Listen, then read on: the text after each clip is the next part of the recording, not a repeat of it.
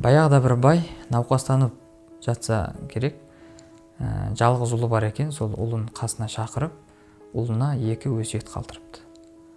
Балам, мен қайтыс болып кетіп жататын болсам, аяғымның біреуіне ескі бір шұлық кигізіп, одан кейін кебіндесеңдер, солай мені жерлеңдер.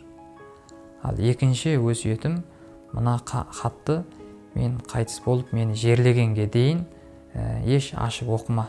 Қашан мені жерлейді, сол кезде алып оқы деп 2 өсиет қалдырған екен. Баласы бірінші өсиетінен бастайды.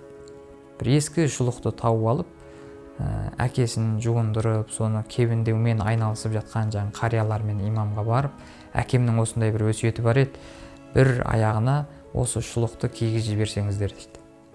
Имам тұрып айтады, кімді көрдің? Қабырға киім киіп кеткен. Адам баласы кебіннен басқа ештеңе алып кете алмайды деп, бұған рұқсат бермей қойыпты. Балада амал жоқ, енді әкесін барып жерлейді. Жерлегеннен кейін екінші өсиеті хатты алып оқыса, былай деп жазған екен хатта. Көрдің бе балам, дүниядан бір ескі шұлықтың өзін ақиретке алып кете алмайсың. Ертең күндердің күнде сен де дүниядан өтесің, саған да 1-2 метрлік кебін жеткілікті, сондықтан саған қалтырған дәулетімді орынды қолданатын жерді ақылыңмен алдын ала белгіле, неге қолданып жатқаныңды бұған есеп бере алатындай жағдайда қолдан.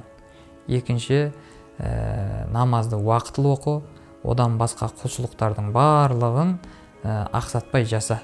Өйткені қабірге, ақиретке тек қана осы жасаған амалдарыңды ғана алып кетесің деп өсиет қалдырған екен.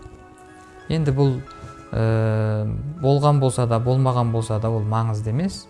Біз бұл аңыздан немесе әңгімеден алатын ғибрат, ешбір адам ақиретке бұл дүниядан материалдық тұрғыда ештеңе алып кете алмайды.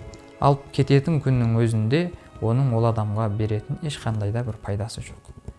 Пайғамбарымыздың дүние ақиреттің егістігі дегендей, әр адам бұл дүниеде өмір сүрген уақытта бірдеңкелер егеді.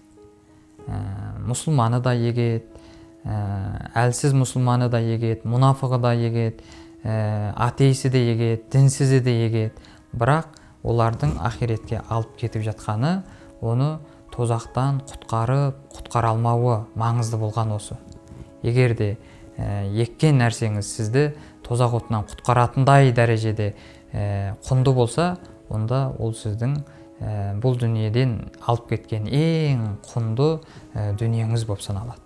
Ал 40 жыл өмір сүріңіз, 60 жыл өмір сүріңіз, 80 жыл өмір сүріңіз, егер сіздің еккеніңіз ақиретте сізді құтқармаса, онда бұл өмірден құр қол кеткен болып саналасыз.